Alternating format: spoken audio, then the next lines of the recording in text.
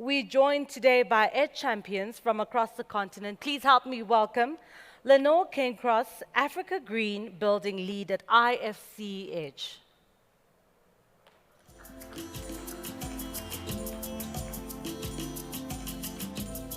Lenore is here to find out exactly how these Edge champions have been converting their entire portfolios, doing green retrofits and striving for zero carbon. And she'll be speaking today with Pretorius, CEO at AlleyRoads, Willem Odendaal, Technical Specialist in International Housing Solutions, I.H.S, Matthew Whalley, Green Innovation Manager at Balwin Properties, Cheick Sanankoua, Managing Partner at H.C.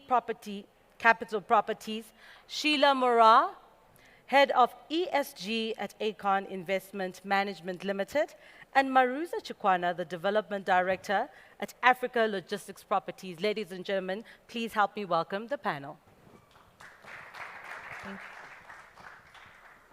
Thank you very much. And it's my delight to be here with all of you. And also to follow on from the previous speaker, Anna's introduction, to how we are progressing on our pathway to zero carbon, going greener. And it was really lovely, I think, way to just introduce the topic. And Anna, you mentioned that how we've progressed since 2017, and that you now have 15% of your those who report on GRESB now reporting on zero carbon.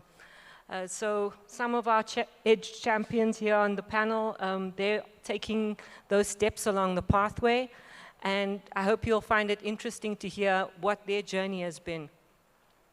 So just from my perspective, we started the Edge program, which is IFC's Green Building Standard. We started in Africa, in South Africa in 2015, and we subsequently grew across the continent to having some programs in different countries, in Ghana, in Nigeria, in Kenya, in Cote d'Ivoire, Senegal, and also now we've moved into Egypt, as well as Nigeria. So my first question is to I.H.S, to Willem. What prompted you to embark on this green journey? And maybe you can just describe how that's been for you, since you are one of our pioneers in South Africa. One of our investors is basically IFC. And one of their requirements was that we must actually green or get Edge design certification for 5,700 units. So to meet the investor requirements, we didn't have an option. But we start off in about, the first project is about 2015. It was the Candlewood project, 188 units. And our first concern was what will it cost to actually green the project. And I think there will be another question related to that. But we worked through that, and in I think it was August 2017, we get Edge design certification for that project.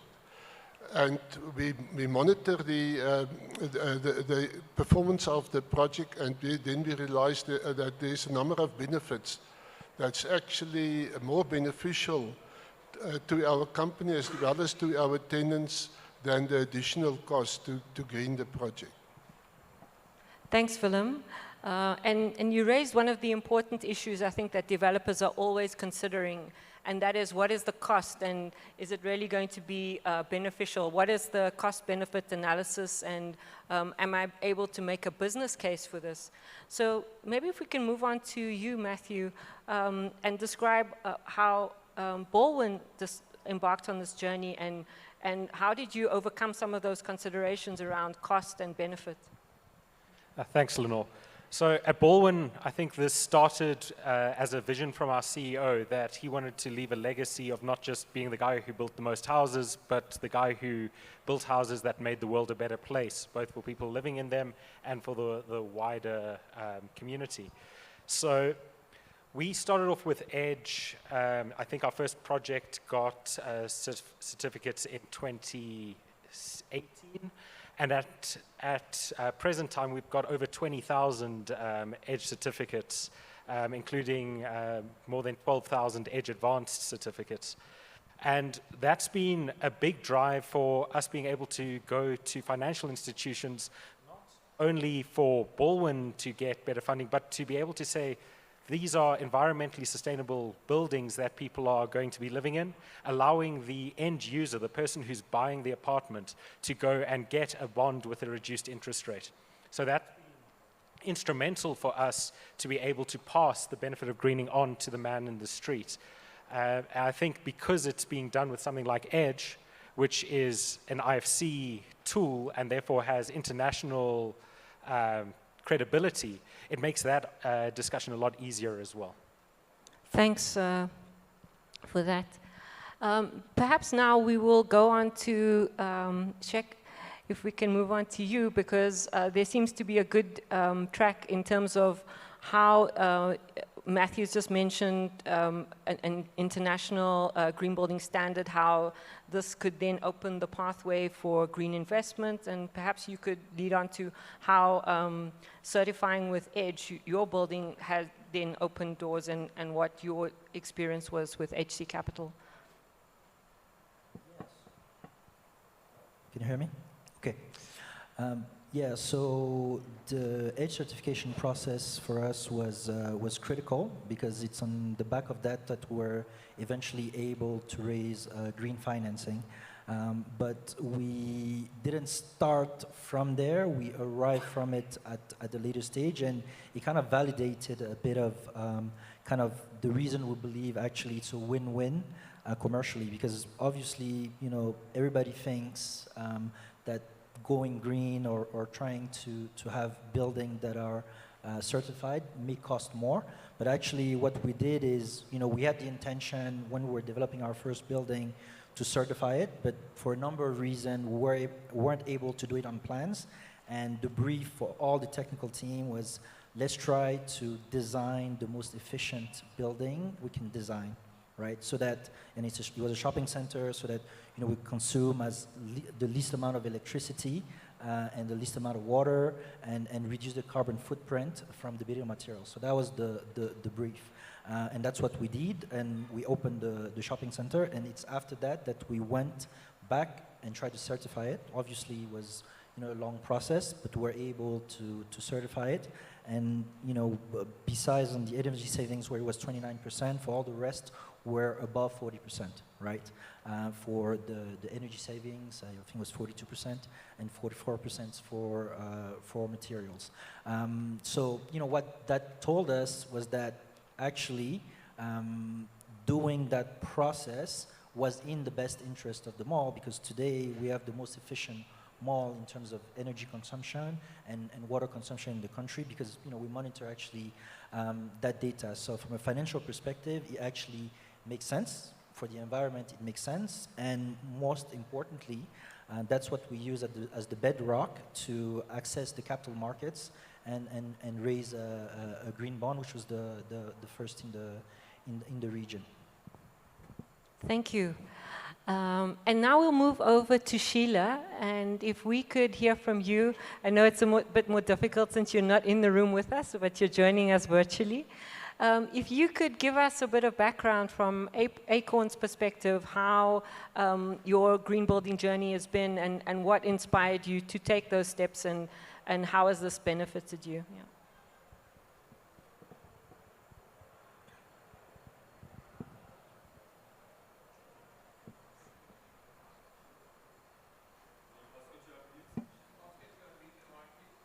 Just unmute your mic, please, Sheila. Hello, thank you, Lenore. Can you hear me well? Yes, we can now, thank you. Excellent, thank you. It's a pleasure to be here. So if I can just go to what our journey has been and what inspired us to get onto certifying our buildings as being green. I think I'll just give a quick introduction to who we are. Acorn is a vertically integrated real estate business. And so we do both development management and operations management. And so for us, sustainability is key in terms of how we operate. You know, it was critical for us to be able to get solutions based on the industry that we operate in to be able to indeed, roll out a sustainable project. And so what the journey has been for us was to look for an easy certification mechanism, that we could use and be able to apply to all our projects. And for us, when we looked around, Edge was that purely because of the local climatic context. And so it makes it more affordable for us as a developer to be able to adopt it. But beyond that is also just the fact that we operate our buildings, we're able to then claw back, through operational savings. And so that is what got us interested, to get into green building design. But also to add would be to say that we are aware, of the impact of building operations on climate change. As the previous speaker just said, through embodied energy, buildings contribute about 40%, of greenhouse gas emissions. So for us, it's also just to be self-aware of the environmental impact of what our business has and to see how we can be able to manage that and actually avert that and make a positive change. So that has been our journey and what prompted us to get into green building certification, and also to just talk about the benefits, apart from being able to reap, from low operational costs, is also the opportunity to be able to raise green financing, because green building or green certified buildings, we were able to also launch a green bond in 2019, which was a successful raise. We had a second raise, which was actually subscribed, and that has been able to fund our portfolio and just enable what the business is. Another key thing that we also looked is the session you talked about, the global journey and discussions about net zero.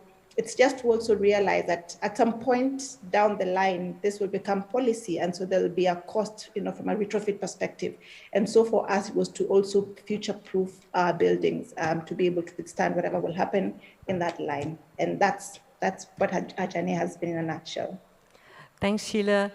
So you've mentioned quite a few aspects there about operational efficiencies, how it helped you to access capital in the global markets, as well as future-proofing your buildings. Perhaps we can hear from you, Maruza, on ALP's journey and how you are pushing the envelope in terms of going green. Thanks, Lenore. So I'm talking from a perspective, we're an industrial developer, so we just focus on the one asset class. So whatever I'm talking about, it's from that perspective. And it's also from the perspective of East Africa. So our journey began 5.5 years ago when we incorporated the business. And it's culminated to today, where we've now commissioned 10 industrial assets, approximately just over 75,000 square meters under roof. So that's sort of where we started and where we are today. How did we start? I think I just wouldn't shut up about it, to be quite frank. I'm very passionate about the environment. I almost joke that my blood is green, and it's not just because of the Springboks. It's actually something that I am very, very passionate about. And I was lucky to join an organization at startup where we had a certain type of investor, patient capital, guys who want to make money but want to have an impact. So me coming up with all these crazy ideas, it was received, provided there was a business case to it. So I was very lucky to be surrounded by people who sort of shared that kind of a vision. And so that's where it began. A lot of what's happened after are benefits, to be quite frank, like getting cheaper financing. That's not the reason we started out. The reason was actually because as an industry, as Sheila said, we're part of the problem. Actually, the majority of the CO2 emissions come from the people in this conference. Whether you're financing the assets, whether you're building them, whether you're designing them, whether you're occupying them, we are part of the problem. So that we were cognizant of the fact that, listen, we need to either put our hands up and be part of the solution, or we are part of the problem. And so that's sort of what drove us, and then we've just been on this journey and enjoying it. Great, thank you. So I think we've heard from a couple of our speakers that while they embarked on the journey more because of an imperative that they saw to have a positive impact, there were also some benefits in terms of being able to access green finance. So from your perspective, AlleyRoads being a developer in the residential sector, specifically more the affordable housing sector, how has your green journey been, and what has inspired and motivated you? Thank you, Ivan. Thanks, Lenore. Well, our journey's been quite an exciting journey, and being the new kid on the block in the Edge Champion portfolio, we've enrolled recently just under 263,000 square meters of residential units in the portfolio, and we're hoping to move it through to 1 million in the next 5 years from the Edge certification point. Our vision is one simple vision. We want to be Edge advanced on all our projects, and in the next couple of years we do plan to take at least 30% of our residential developments off the grid and away from the unsustainable system that we currently have with our power supply in the country. Thank you. So yeah, now I'd like to move on to Willem. Perhaps you can talk a bit about, you mentioned a bit about the costs that you needed to overcome. Maybe if you can mention what you implemented in order to reduce some of those costs of going green, and then what they were initially, and then what you're seeing now. Maybe just to give others an understanding of the kind of progress that you've made since the beginning. As I said previously, we are operating in the affordable housing market, so there's a ceiling, market value ceiling. And our average construction cost, as well as professional fees, land, is about $45,000. When we did the assessment in 2015, we estimated that the additional cost will be about $1,000. But as we understand the Edge tool better, and realize there are certain interventions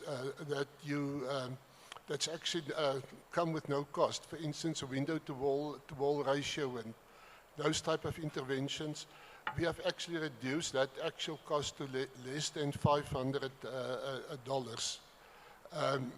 So that's slightly above, what is that, 0.5%. So the cost is actually not, an additional cost is not the issue. Most of our houses are actually in the rental market, and we are monitoring the performance of currently 19 projects. On a monthly basis, we get a consumption of each unit. And the actual savings that we get is actually above the final case.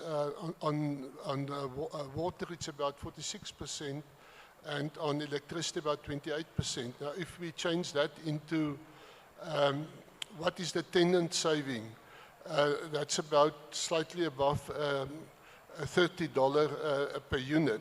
Now, basically within about 15 months, that additional cost of $500 is actually serviced by the saving on electricity and water consumption. The further benefit is basically, as mentioned, green bonds. And then Chikwanha has recently approved a council resolution that they will discount property tax with 35% if the unit is a green unit. So the additional cost is actually a minor if you compare it with the long-term benefits to the tenants. Thanks, Willem. Maybe we can move on to you, Matthew. What benefits have you seen from a Balwin perspective in terms of the green certification and also green building design? Yeah, so I think very similar to what Willem has said, and we're monitoring how our apartments are doing, and we've got literally thousands of apartments that we're monitoring, and we can also with confidence say the savings are what Edge has promised or more. and obviously with us largely being edge advanced, or all our current developments being edge advanced, we're seeing that more than 40% saving on energy, which when you put a rand value to it is enormous when that's added on to what you'd be saving on a reduced interest rate on a bond as well. For Balwin directly, there are a few things that we've had a benefit on by using Edge specifically. I think one thing that needs to be mentioned is Edge is a very simple tool. It's very easy to go through and see what measures provide energy efficiency or water efficiency or reduced embodied materials, which means that it's very easy to use as a guide for how we should be building. And those measures actually work. And similarly, we found the additional costs to those measures are really not there if it's decided at the start of a project, this is going to be done as a green building. Most of those costs can be absorbed in the design phase. With clever design, you don't need to add anything additional to your apartment or other building that you may be certifying. I mean, other benefits that we've seen with Edge, I did mention that the banks see it as a credible rating that can be used to pass on benefits to clients. But it's also something that when we go and speak to even international external parties, it's something that has relevance and then gives Balwin a credibility to discuss on an international stage around sustainability, around green buildings. And it also gives us a lot of insight into what the future is going to look like, because we know, as we saw earlier on in this panel, power is an issue in this country, but it's also an issue globally. So going towards energy efficiency, and as we heard recently in Johannesburg that we might have water shedding, towards water efficiency is critical. So it's giving us a step ahead in terms of what is going to follow with national regulations. Thank you, Matthew. Perhaps from your perspective, Sheila, in Kenya doing student accommodation, what benefits have you seen in terms of Acorn going green? I think for us, pretty similar to what Matthew and Willem both mentioned, it's the operational savings from a cost perspective. When you look at it from a capital intensive or from a CapEx investment perspective, initially, before you fully understand what is required, then that can almost feel like an obstacle towards going green. But I like what Willem said, and that's what we adopted for us, was to introduce passive design measures, for example, through the window to wall ratio, to be able to achieve savings and to be able to achieve the compliance that Edge would require for us. So I think for us, the greatest benefit really, and also what the tool gives you, is that it's able to give you a calculation of the payback period based on the incremental capital expenditure, and we're able to reap that now, through operational savings, through the water utilization, and also energy savings through the student properties or the residences. And the other thing, which is very subtle, but also a benefit since we consider ourselves a responsible organization, is the fact that we are able to also influence our residents to think sustainably. So it's no longer just that we have put measures that enable us to achieve, energy efficiencies and water efficiencies. Then they are also aware about the environmental impact, of water use and energy use, and then being able to self-regulate themselves, in that way to adopt better practices. I think for us has also been a great benefit that has, of course, translated to operational savings. So for us, that I think has been the greatest, and also the opportunity to be able to access green financing. Thanks for that, Sheila. From your perspective, Ivan, what benefits have you seen so far? I know it's a bit early on your journey, but maybe if you could just say what you thought. I think some of the benefits that we've noticed quite recently is definitely the saving that the tenants are obtaining. Currently, AlleyRoads only focuses on residential rental developments, and what we've been able to establish is that the numbers that Willem has been outlining is the savings that the tenants are obtaining in their monthly electricity bills. What we are going to be focusing on down the line is seeing if we can implement the same sort of savings even further onto the water bills. The price sensitivity in the affordable housing market is astronomical, where 5% saving can mean a change in a life, can pay for school fees, can change a lot of people's lifestyle in the market that we're in. Yeah, maybe if you can just outline what the rental market is so people have an idea for those who might not know so much about your Our business. focus rental market is in the market of 3,800 going up to 6,500 rand in the South African rands. And when the tenants actually are saving between 300 and 350 rand on just the electricity bills, it's quite a lot of savings that they can get. Your school fees nowadays in government schools is in the order of about 500 rand a month, and that pays for the kids' schools. Thanks for that. For you, Maruza, what sort of benefits have you seen for ALP? Excuse me. Similar, and I'm glad to hear that the biggest, most tangible benefit is to our tenants and our customers. So from an industrial perspective, I'll give you context. We've just commissioned 2 weeks ago 10,000 square meter industrial space, 7 meter clear height on grade. Typically in Kenya, at a tariff of 14 cents per kilowatt hour, your monthly bill should be about 7,038 US dollars per month. With the savings that we're getting from the sustainability initiatives driven through the Edge app, we've been able to reduce that by 45%. So our tenants from 7,000 are now paying 3,800 a month. So it's so tangible, and it's going straight to their bottom line. So they're like, oh, okay, now we're interested. What else? What else? Water, saving 1.73 million liters per month, yeah, through these initiatives. So those are really tangible, and then it gets the guys excited, and they want to know, well, what else can you do? So that's just the tenants. From our perspective and our shareholders, we have been able to get better terms on financing. Initially, I think we're getting 10 bips off.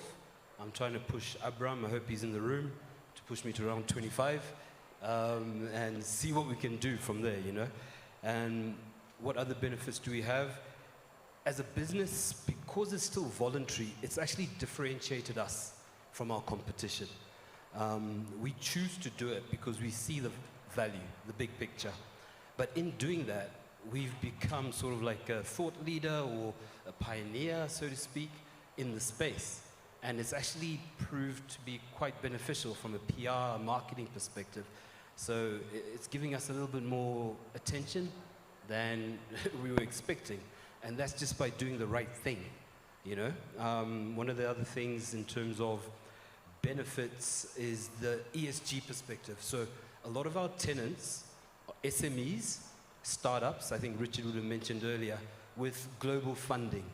And with that funding comes a lot of ESG reporting. So by doing these initiatives, we already built it into the designs, into the buildings. And if you want that data, it's just a press of a button. So it's actually making life a lot easier for our tenants, reporting back on their ESG metrics for their finances and their stakeholders. That's an interesting perspective, the fact that you're helping your tenants with that ESG reporting by already having these processes in place. So thank you for that. And from your perspective, Cheick, maybe you can speak from the commercial retail perspective, what sort of benefits you might have seen so far. Yeah, so you have, I think, the first order benefits, the tangible ones, and then you have the intangible ones. So similar to what everybody has said on this panel, there's clear benefits because obviously for your tenants, they indirectly pay for the water and the electricity bill through the service charge. So to the extent that you're lowering that, then you are lowering their cost base because the overall cost base of your shopping center is lower. So then that becomes a differentiating factor within the space and how you position yourself, right? So I think that's kind of the tangible and the first order. And then there's the second order and the intangible that are, to me, just as impactful and actually can take it a step further. And so with our team, we've putting ourselves in that mindset and say, look, we are going to be a bit of, the trailblazers in this market. We're going to start to push the boundaries. Then we've empowered our team to actually do all the things that we need to do to be different. And so we started an initiative to say, okay, you know what, we need to start recycling. Nobody really recycled in the market. Okay, and actually somebody in our team developed a tool to monitor the recycling. So now, every week we have a report that comes out, and we know exactly the weight of what we recycled.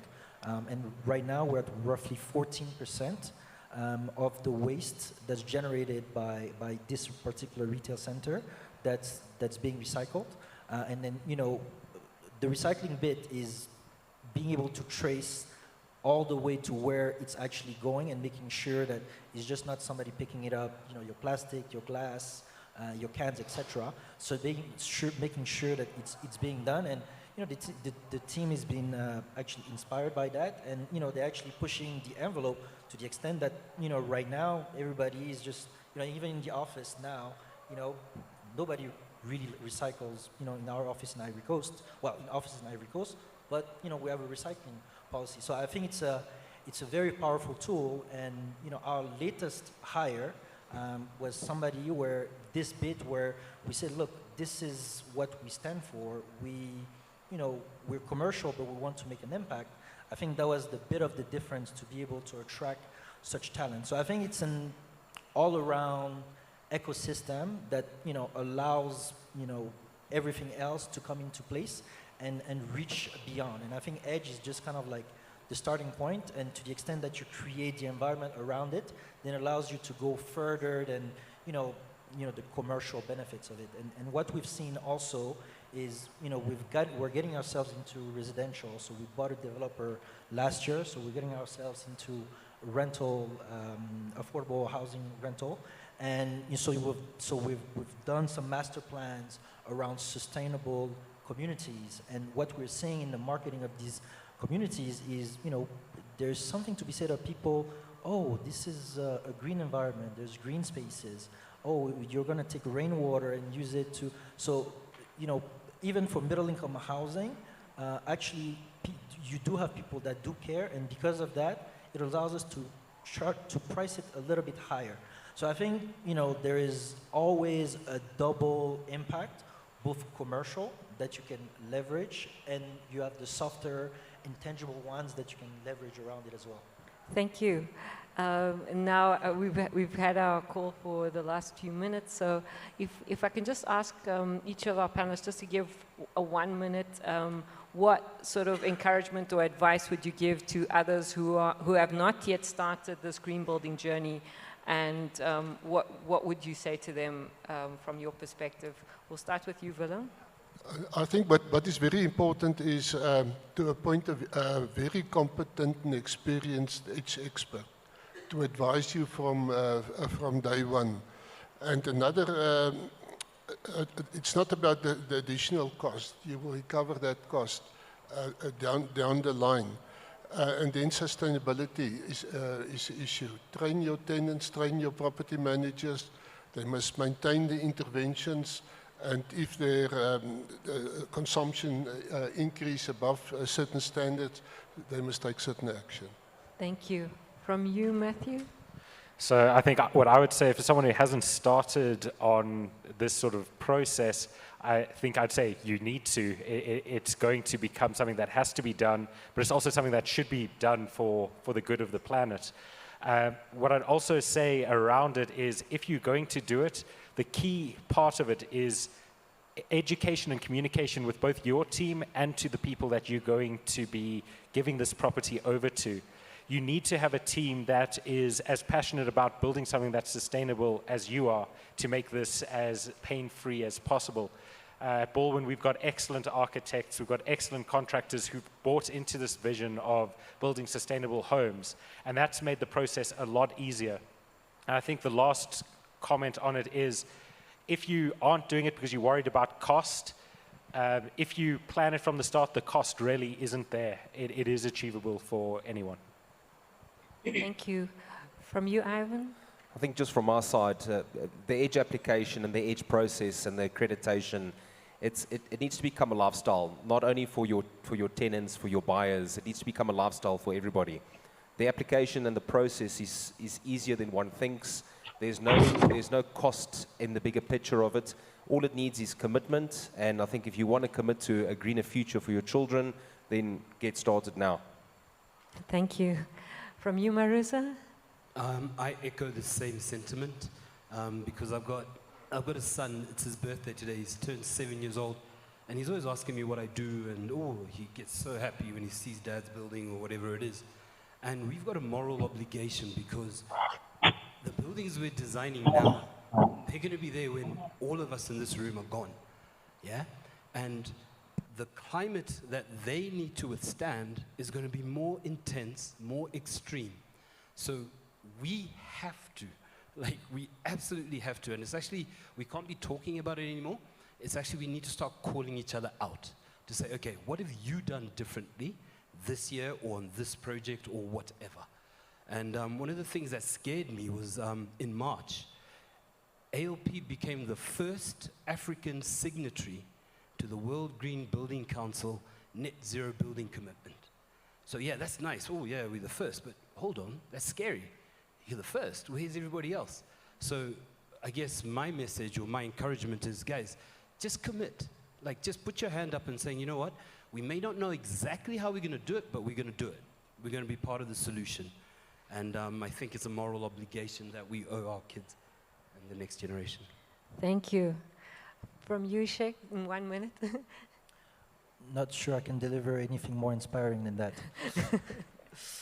No, but to piggyback on the last set of comments, if you intend to future-proof your building, and I think that's a term that was used a couple of times today, if your buildings, whatever you're doing today, you intend for that to be relevant in a couple of years, well, there's two things that you can't escape.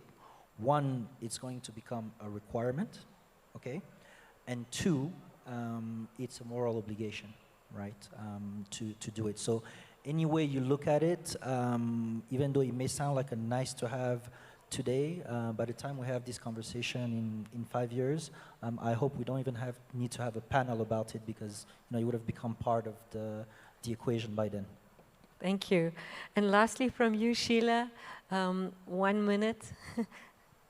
I think they've said everything. For me, the final reminder is that climate change impact is here with us, and it's no longer about business. It's no longer about bottom line. It's really about securing future generations. It's about the livelihoods, of our people. So beyond business, beyond bottom line, we have to be responsible for the sake of future generations. And I would encourage everyone to get onto it because it's incremental gains. Little gains every day will make a global impact. So Edge is also very simple to use, and I'd encourage everyone to get on board to secure future generations, really. Thank you so much, and thank you to all our panelists for your inspiring words and also for showing leadership in this direction. And as you've all said, we hope that everyone else does get on board with this journey because we do feel that this is the future and this is where everyone is going. And if you're not already on board, then talk to us about how you can get on board. Thanks.